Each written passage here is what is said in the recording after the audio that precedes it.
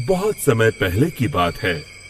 एक जंगल के बीचों बीच एक बड़ा पेड़ था, जिसके ऊपर फल की जगह सोने के सिक्के लगते थे। जो भी इंसान उन सोने के सिक्कों की लालच में उस पेड़ पर चढ़ता, पेड़ के ऊपर बैठा भूत उन्हें पकड़कर खा जाता। अरे मर गया रे, कोई मुझे बचाओ। उसी जंगल के पास वाले गांव में एक लालची बनिया रहता था।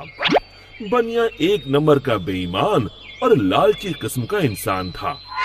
अपने दुकान पर आने वाले ग्राहकों को मिलावटी सामान बेचकर उसने बहुत धन इकट्ठा कर लिया था। उसके यहाँ भोला नाम का एक नौकर काम करता था।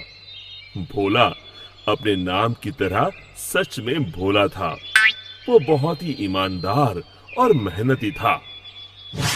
अरे भोला कहाँ मर गया, जल्दी बाहर आ। भोला बनिया के पास आता है। आपने मुझे बुलाया मालिक? हाँ हाँ, हमारी दुकान का सामान खत्म हो रहा है। आज ही शहर जाकर सारा सामान लाना होगा। अब तू भी मेरे साथ चल। ठीक है मालिक। दोनों एक बैलगाड़ी में बैठकर शहर की बड़ी दुकान पर पहुंचते हैं। उस दुकान में ज्यादा ग्राहक होने की वजह से उन दोनों को सामान लेने में बहुत देर हो जाती है। दोनों सारा सामान बैलगाड़ी में रखकर गांव की ओर निकल पड़ते हैं। रास्ते में वही जंगल पड़ता है। अरे आज तो बहुत देर हो गई। रात को ये जंगल कितना डरावना दिखाई दे रहा है। तो मुझे ठीक से रास्ता समझ नहीं आ रहा है। लगता है हम रास्ता भटक गए हैं। देखते ही देखते दोनों जंगल के बीचों बीच उसी सोने के सिक्कों के पेड़ के पास पहुंच जाते हैं और उन्हें वो पेड़ दिखाई देता है। अरे भाई, ये तो कमाल हो गया। ये तो एक सोने के सिक्कों का पेड़ है। क्या बात है, इतने सारे सोने के सिक्के। बनिया अपनी बैलगाड़ी से नीचे उतरकर उन सिक्कों को तोड़ने के लिए आगे बढ़ता है। तभी भोला उसका हाथ पकड़ लेता है। अरे रुकिए मालिक, लालच में मत पड़िए। मुझे ये सब ठीक नहीं लग रहा। हाँ, जरूर कुछ गड़बड़ है। आप ये सोचिए, सोने के सिक्कों का पेड़, ये भला कैसे हो सकता है? अरे भोला, तू तो सच में भोला है। पेड़ पर लगे इतने सारे सोने के सिक्के तुझे दिखाई नहीं दे रहे? अरे भाई, मैं तो आंखों देखी पर विश्वास करता हूँ। रे पगले, यही तो मौका है अमीर बनने का। चल हट। बनिया पेड़ पर चढ़कर बहुत सारे सोने के सिक्के तोड़कर एक बड़े कपड़े में समेट के उसे बांध लेता है। तभी वो भूत दोनों के सामने आ जाता है। लालची इंसानों, आखिर तुम भी मेरे जाल में फंस गए। अब तुम दोनों मरने के लिए तैयार हो जाओ। और तभी बनिया देखता है कि सारे सोने के सिक्के सांप और बिच्छू में बदल जाते हैं।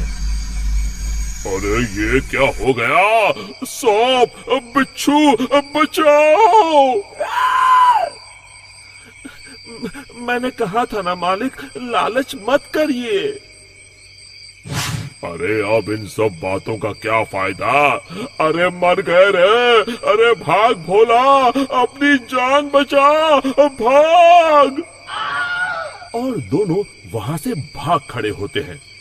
भूत भी उनके पीछे भागता है। कहाँ तक भागोगे? आज तुम दोनों को कोई नहीं बचा सकता। तभी सामने उन दोनों को एक कुटिया दिखाई देती है। मालिक, वो देखिए, सामने एक कुटिया है। जल्दी से उसके अंदर चलिए। दोनों अपनी जान बचाने के लिए उस कुटिया के अंदर चले जाते हैं।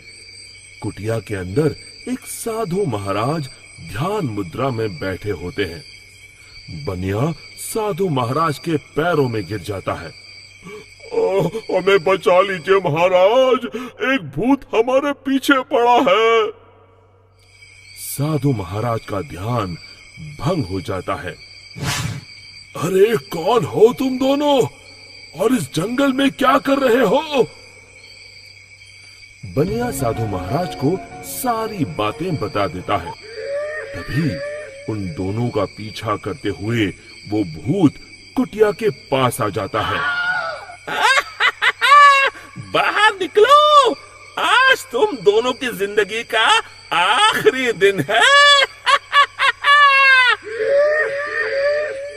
साधु महाराज बाहर आते हैं। बनिया और भोला दोनों डर के मारे साधु महाराज के पीछे खड़े हो जाते हैं। तू इन दोनों को क्यों मारना चाहता है? हाँ? इन दोनों ने तेरा क्या बिगाड़ा है? जाने दो इन्हें। अरे साधु, मैं तो तुझे भी मार के खा जाऊंगा, तू अपने बारे में सोच। अरे मर गया रे, अब मुझे कौन बचाएगा? और तभी बनिया अपनी जान बचाने के लिए वहां से भागने लगता है। अरे रुको, कहाँ जा रहे हो? भूत बनिया को पकड़ लेता है। अब कहाँ जाओगे? साधु महाराज, जल्दी कुछ कीजिए। साधु महाराज एक पल के लिए अपनी आंखें बंद कर ध्यान लगाते हैं। समझा, इस भूत की जान एक गुड़िया में बसी है। मैं तुम्हें एक मंत्र बताता हूँ, तुम जल्दी से सामने उस नदी के किनारे बनी गुफा में जाओ।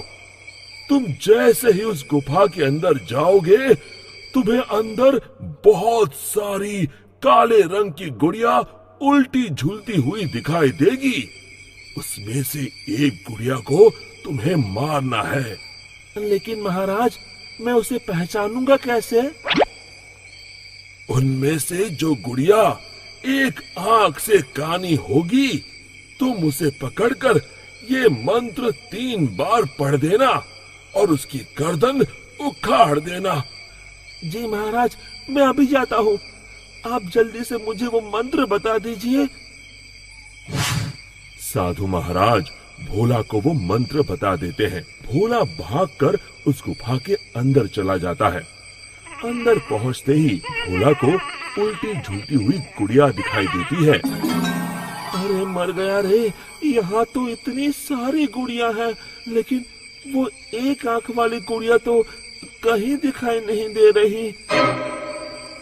तभी भोला की नजर गुफा के कोने में लटक रही एक गुड़िया पर पड़ती है, जिसकी एक आंख नहीं होती।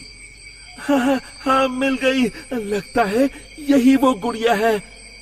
भोला दौड़ कर जाता है और उस गुड़िया को पकड़ लेता है और फिर साधु महाराज का बताया हुआ मंत्र 3 बार पढ़कर उसकी गर्दन उखाड़ देता है।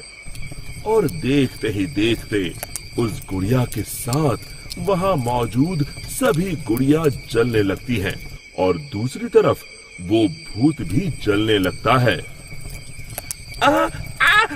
ये मुझे क्या हो रहा है? नहीं! और भूत जलकर वहां से गायब हो जाता है। फिर भोला भागकर बनिया के पास जाता है। आप ठीक हैं मालिक? आज मेरे लालच ने तो मेरी जान ही ले ली थी। अब मैं कभी लालच नहीं करूंगा। और इसी तरह फिर एक बार बुराई पर अच्छाई की जीत हुई। शिक्षा, हमें लालच से कोसों दूर रहना चाहिए। मारो इसे और मारो इसे, ये इसी लायक है। अरे मारा गया रे। सरपंच जी, कालिया को चोरी करते हुए हम सबने रंगे हाथ पकड़ा है। अब इसे गांव से बाहर निकाल देने में ही हम सबकी भलाई है। तो देर किस बात की है, अभी इसे धक्के मार के इस गांव के बाहर का रास्ता दिखा दो। अरे सरपंच ऐसा मत करिए, मुझे एक मौका और दीजिए, मैं दोबारा कभी चोरी नहीं करूंगा। लेकिन गांव वाले उसकी एक नहीं सुनते और उसे मार मार के गांव की सीमा के बाहर निकाल देते हैं। अरे मेरी कमर दर्द के मारे मेरी जान निकली जा रही है। कम वक्तों ने जम के धुलाई की है मेरी। अरे भगवान करे इनके गांव में भूचाल आ जाए, धरती फट जाए और सब गांव वाले उसमें समा जाए। चलते चलते कालिया जंगल में पहुंच जाता है। उसे वहां एक प्रयोगशाला दिखाई देती है। अरे इस जंगल में ये अजीब सा दिखने वाला घर किसने बनाया है, चल कर देखना पड़ेगा। कालिया प्रयोगशाला के पास चला जाता है। दो वैज्ञानिक प्रयोगशाला में बातें कर रहे होते हैं। बधाई हो डॉक्टर चमन, आखिरकार हम दोनों ने मिलकर एक ऐसी घड़ी का आविष्कार कर लिया है जिसे पहनकर कोई भी इंसान गायब हो सकता है। हाँ हाँ, तुमने बिल्कुल सही कहा डॉक्टर जर्माटो। अब कल सुबह ही हम इस जंगल से निकल जाएंगे, लेकिन उससे पहले आज रात के खाने का बंदोबस्त करते हैं। हाँ हाँ, मुझे तो बड़ी जोरों से भूख लगी है, चलो चलते हैं। दोनों वैज्ञानिक वहां से चले जाते हैं। उनके जाते ही कालिया प्रयोगशाला में दाखिल होता है। अच्छा तो ये बात है। कालिया बड़े से कांच के अंदर रखी घड़ी को बाहर निकाल लेता है और अपनी कलाई पर बांध लेता है। फिर घड़ी में लगा बटन दबा देता है। कालिया को एक जोरदार झटका लगता है। कालिया अपने आप को आईने में देखता है तो उसका पूरा शरीर पूरी तरह से गायब हो चुका होता है। अब तो जो चाहे वो कर सकता हूँ। सबसे पहले मैं उन सभी को सबक सिखाऊंगा। गांव वालों, मैं आ रहा हूँ। कालिया गांव की ओर चल पड़ता है। थोड़ी देर के बाद दोनों वैज्ञानिक वहां आते हैं। अरे ये क्या, लगता है कोई हमारी घड़ी चुरा कर ले गया है। ये देखो पैरों के निशान। अब क्या होगा, अगर वो घड़ी किसी गलत हाथों में पड़ गई तो अनर्थ हो जाएगा। तुम चिंता मत करो, हमारी घड़ी में जो बैटरी लगी है ना, वो सिर्फ 24 घंटे चलेगी। उसके बाद वो घड़ी काम करना बंद कर देगी। उधर दूसरी तरफ गांव में सरपंच अपने घर में सो रहा होता है। तभी एक आहट से उसकी नींद खुल जाती है। अरे कौन है वहाँ? बड़े मजे से सो रहा है, आज मैं तुझे नहीं छोड़ूंगा। कालिया पास में पड़ा डंडा उठाकर सरपंच की पिटाई शुरू कर देता है। ये ले, ये ले, इसी लायक है, ले। आप मर गए। अरे ये क्या हो रहा है? अरे कोई बचाओ मुझे, मेरे घर में भूत आ गया है। सही कहा, मैं भूत ही तो हूँ, ये ले। अरे भूत जी, मैंने आपका क्या बिगाड़ा है, मुझे छोड़ दीजिए। आपको क्या चाहिए? तेरे घर में जितना भी पैसा है ना, मुझे ला कर दे दे, तब मैं तुझे छोड़ दूंगा और यहाँ से चला जाऊंगा। सरपंच अपनी तिजोरी से पैसे निकालकर एक बड़े कपड़े में बांधकर जमीन पर रख देता है और कालिया वो सारा पैसा लेकर वहां से चला जाता है। दूसरी तरफ जमींदार गांव के चौराहे पर खड़ा कुछ लोगों से बात कर रहा होता है। इस कमीने जमींदार ने भी मुझे बहुत पीटा था, इससे भी बदला लेना तो बनता है। हाँ?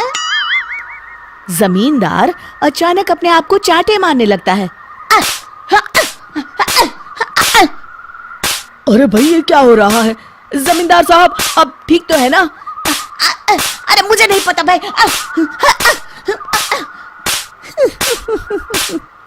अरे मर गए रे, ये तो पक्का किसी भूत प्रेत का काम है। जमींदार के अंदर कोई भूत आ गया है, इससे पहले कि ये हमारे अंदर आ जाए। मनोहर भाई, अपनी जान बचानी है तो भागो यहाँ से। ये क्या? अरे बाप रे बाप, मुझे तो भूतों से बड़ा डर लगता है। मैं तो चला यहाँ से। अगली सुबह इस घटना से पूरे गांव में दहशत फैल जाती है। सभी गांव वाले आपस में बात करने लगते हैं। अरे भाई, पता नहीं कहां से हमारे गांव में एक भूत आ गया है।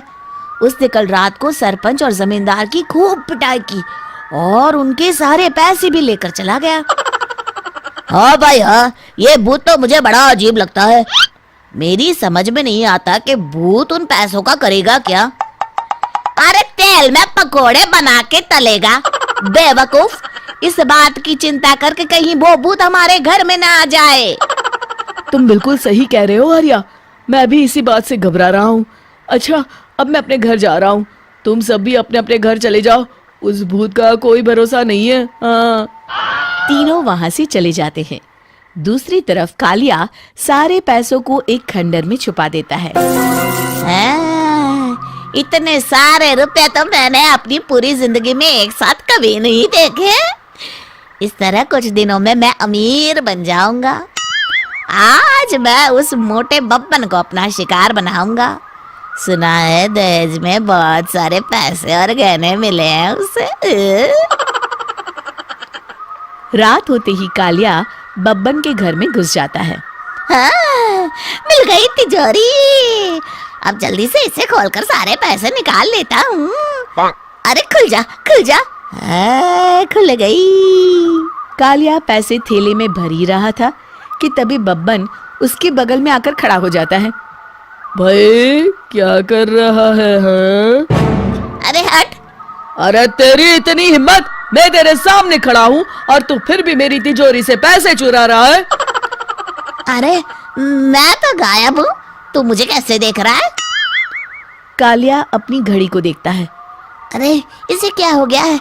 हाय, लगता है बैटरी खत्म हो गई। अच्छा, तो आज मैं तेरी बैटरी अच्छे से चार्ज कर देता हूँ। अरे भाग्यवान, जरा मेरा डंडा तो लाना। ये मोटा मुझे नहीं छोड़ेगा। अरे भागो। कालिया भागकर घर के बाहर जाता है। बाहर सभी गांव वाले हाथ में डंडा लिए खड़े होते हैं। अच्छा, तो तू वो भूत है। मुझे माफ कर दीजिए सरपंच जी, मैं आपके और जमींदार जी के सारे पैसे लौटा दूंगा और आज ही हमेशा के लिए ये गांव छोड़कर चला जाऊंगा। शिक्षा, बुराई ज्यादा दिन की मेहमान नहीं होती। एक दिन उसका खूनी दुल्हन। आरती और विकास अपने माँ बाप के साथ दिल्ली में रहते हैं। जर्नलिस्ट होने की वजह से विकास को बहुत बार काम के लिए देर रात तक ऑफिस में रहना पड़ता है, जिस पर ज्यादातर आरती जाग कर उसका इंतजार करती रहती है। इसी तरह एक रात आरती विकास का इंतजार करते हुए घर की बालकनी में खड़ी होती है। इनकी जॉब तो जैसे मेरी सौतन बन गई है। मुझसे ज्यादा उसी के साथ टाइम स्पेंड करते हैं और हम यहाँ इंतजार करते हुए मर जाएं। अपने आप से ये सब बोलते हुए आरती की नजर मोहल्ले के कोने वाले घर पर पड़ती है, जिसकी लाइट्स ऑन देखकर वो हैरान रह जाती है। ये इस घर की लाइट्स कैसे ऑन हो सकती हैं? यहाँ तो सालों से कोई नहीं रहता। वो ये सोच ही रही होती है कि तभी उसे घर की खिड़की पर औरत की परछाई के साथ लाल चुन्नी दिखाई देती है, जिसे देख आरती डर से चिल्लाने लगती है। भूत! कोने वाले घर में भूत है। आरती की आवाज सुन उसके घर वालों के साथ मोहल्ले के लोग भी अपनी बालकनी में निकल आते हैं। अरे क्या हुआ? आधी रात में बावरों की तरह क्यों चिल्ला रही है? भूत! वहाँ भूत है। आरती की बात से सब उस घर की तरफ देखने लगते हैं, लेकिन वहाँ कुछ नहीं होता। भाभी जी, लगता है आपने सपना देखा होगा। मैं बालकनी में खड़ी होकर सोऊंगी क्या? बता रही हूँ, अपनी आंखों से देखा है। घर की लाइट्स ऑन थी और वहाँ किसी का साया भी था। अरे तुम अक्सर विकास भैया के इंतजार में देर रात तक जागती हो ना, क्या पता नींद पूरी नहीं होने की वजह से कोई भ्रम हुआ हो। मोहल्ले के सब लोग और आरती के सास ससुर उसे समझा ही रहे होते हैं कि अचानक उसी घर से किसी औरत के गाने की आवाज सुनाई देती है। आजा ओ मेरे प्रियतम आजा। आवाज सुन सब हैरानी और कंफ्यूजन से उस घर की तरफ देखने लगते हैं कि तभी उन्हें लाल जोड़े में औरत का साया वहां दिखता है, जिसे देख पूरा मोहल्ला सकते में आ जाता है। अरे ये तो कोई दुल्हन है। अरे नहीं नहीं, भूतनी है। अरे फिर तो पक्का तेरी दुल्हन है। अरे नहीं नहीं, वो तो मायके गई है। हद है, पहले इससे निपट ले, बाद में इस पर डिस्कशन कर लेना। बड़ा भ्रम बोल रहे थे ना, अब फटी ना सबकी। और नहीं नहीं, मैं किसी से नहीं डरता भाभी जी। भूत जैसा कुछ नहीं होता। या तो इस घर के मालिक यहाँ आ गए हैं, या फिर किसी ने खाली घर देख कर कब्जा कर लिया है। हमें वहां जाकर देखना चाहिए। बात में लॉजिक मानकर सब बाहर इकट्ठा हो जाते हैं कि तभी विकास भी वहां पहुंच जाता है। क्या बात है, इतनी रात को पूरा मोहल्ला यहाँ कैसे? भूतिया दुल्हन की वजह से। क्या तुम्हारे अलावा भी कोई दुल्हन भूतिया हो सकती है? इस भूतनी का किस्सा निपटने दो, फिर तुम्हें अपनी भूतनी दिखाती हूँ। अब सारे लोग मिलकर विकास को पूरी बात बताते हैं, जिसे सुन वो भी उनके साथ जाने के लिए तैयार हो जाता है। जिसके बाद वो सब डरते हुए उस घर के सामने जाकर खड़े हो जाते हैं। तुम सब यहीं रुको, मैं अंदर जाता हूँ। अकेले जाओगे? अरे नहीं नहीं, आप सबकी नकली भूतनी भी तो होगी ना मेरे साथ। कैसा मजाक कर रहा है यार। रुक, मैं चलता हूँ साथ में। क्या मैं चलता हूँ? ये क्या गोवा घूमने जा रहे हैं जो मैं भी साथ चलता हूँ? कहीं नहीं जाओगे तुम, यहीं मेरे पास खड़े रहो। बहू सिचुएशन समझो। हाँ, घर जाकर सुना लेना। हे भगवान, मम्मी तुम किसकी मम्मी हो? ओ, इन्हें सब कुछ अभी करना है क्या?